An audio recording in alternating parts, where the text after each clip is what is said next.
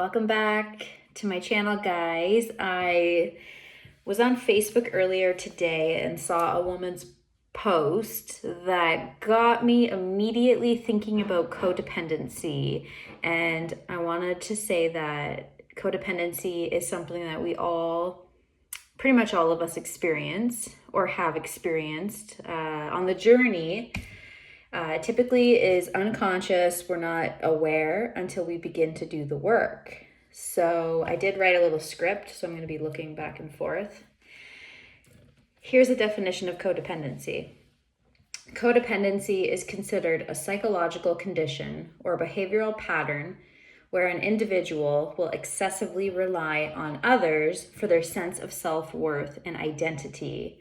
This often involves a dysfunctional, one-sided relationship where one person prioritizes the needs and desires of another person above their own, to the detriment of their own well-being.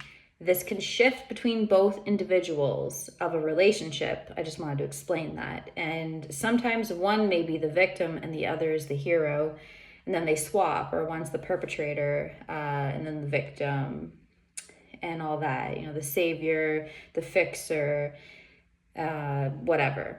So there's key characteristics of codependency, and I came up with 7 here, but it's not limited to just these 7, and maybe you only have some of them but not other ones. Here we go. Number 1, low self-esteem. Codependent individuals often have a poor sense of self-worth and may seek validation and approval from others to feel valued. 2, excessive caretaking. They may feel responsible for solving other people's problems or meeting their needs, often at the expense of neglecting their own needs and boundaries. 3, difficulty setting boundaries. Codependent people often have difficulty saying no or asserting their own needs and boundaries. They may fear rejection or conflict if they do so. Boundaries are created within, by the way, and I did a video on this a while ago, and I'm going to attach the link. So please make sure you check that out, and I will probably do more on boundaries. Okay, 4, enabling behavior. They may enable destructive behaviors in others, such as substance abuse or irresponsibility, by making excuses for them or covering up their actions. 5, intimacy issues.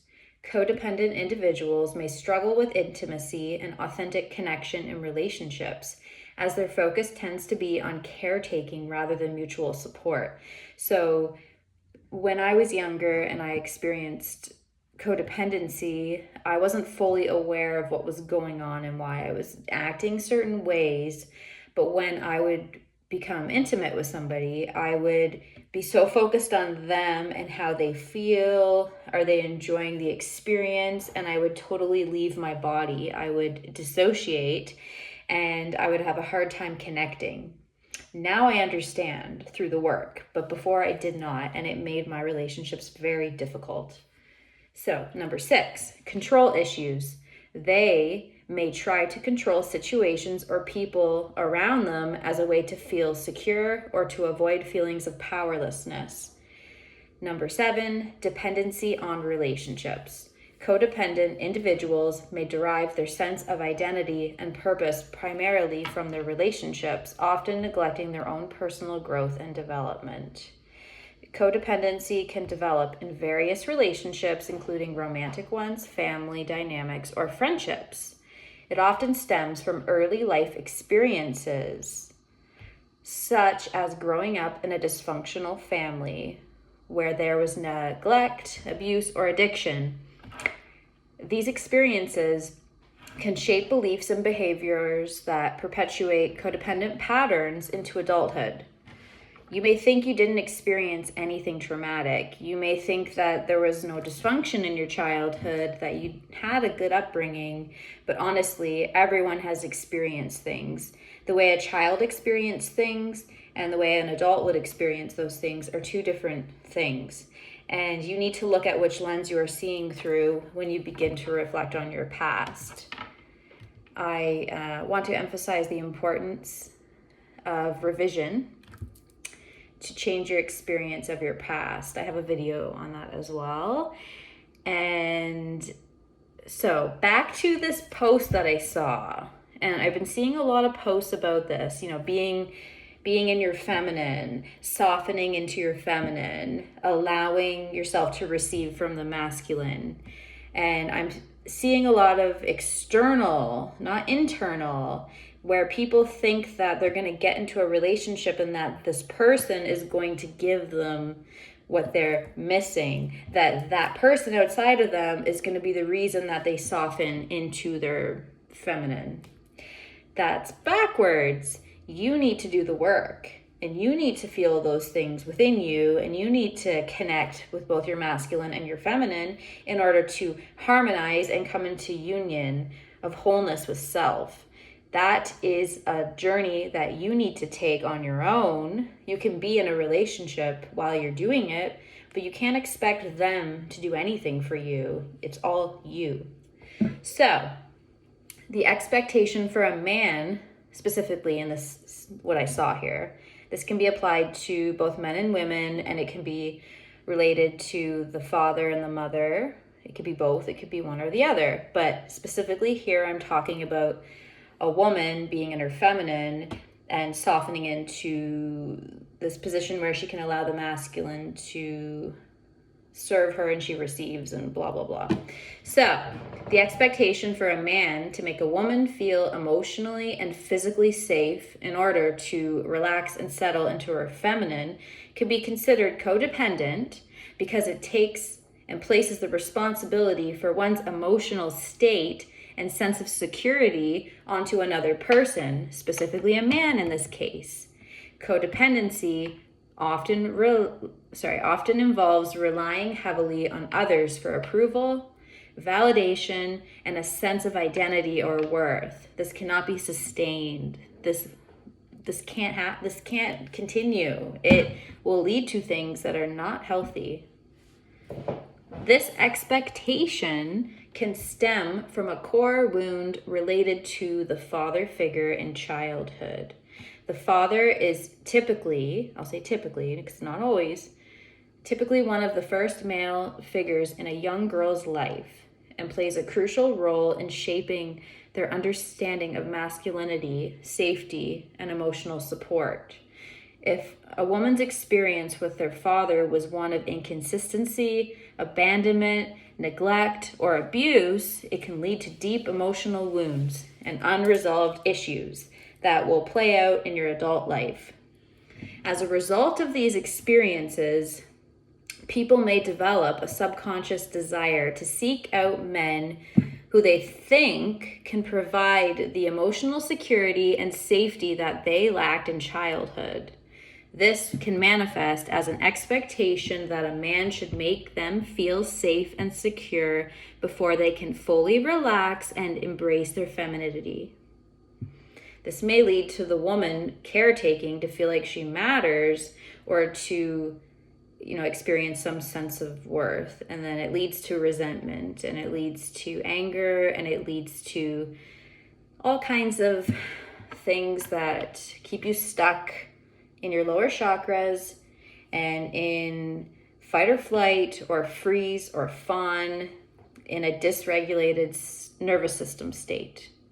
So this pattern can perpetuate a cycle of seeking external validation and emotional stability from others, rather than developing internal resources for emotional regulation and self-soothing. It reinforces the belief that one's emotional well-being is contingent upon external factors, which is a hallmark of codependency. Addressing this issue often involves recognizing and working through the core wounds related to the father figure and developing healthier patterns of self-reliance, emotional regulation, and boundary setting. Coaching and self-reflection can be beneficial in identifying and healing these wounds. allowing individuals to cultivate a stronger sense of self and to reduce dependency on external sources for emotional security. Overcoming codependency typically involves self-awareness. That's a big one, self-awareness. Coaching and or therapy, and learning healthier relationship skills. It requires an individual to develop a stronger sense of self, to improve their self-esteem, to establish and enforce internal boundaries that will naturally reflect in your outer world, and to learn to prioritize their own needs and well-being while maintaining healthy relationships with others. The powerful use of revision can help you to create a healthier and more empowering concept of self, because all of this stuff is built into your self-concept, what you believe to be true about yourself, others, and the world. Whatever is in your awareness is a part of your self-concept, and you get to decide if it stays or if it goes, using the tools. So in the fundamentals of the law of assumption, you must first do an uncritical self-observation. And this is who you truly, truly are. You may say, I am a kind, generous, loving person. Is that what you're experiencing? Because if not, you need to change that within. Who you really are right now will continue to be revealed to you. So to better understand yourself and to acknowledge what's going on with you, this is where you begin. With this greater understanding, you can then create a new chief aim for what you want instead, and to then begin detachment from your old ways, your old self-concept. And I want to invite you to stay tuned as I prepare to co-lead an upcoming webinar with a friend from the Law of Assumption community, where we will dive deeper into this. And if you're looking for private coaching and healing services, you can check out my link tree for all the ways to get in touch. And remember, there's no one to change but self. And if you want to have healthier, happier relationships with others, you need to have a happier, healthier relationship with you and connect with all the parts of you that make up the whole. Until next time.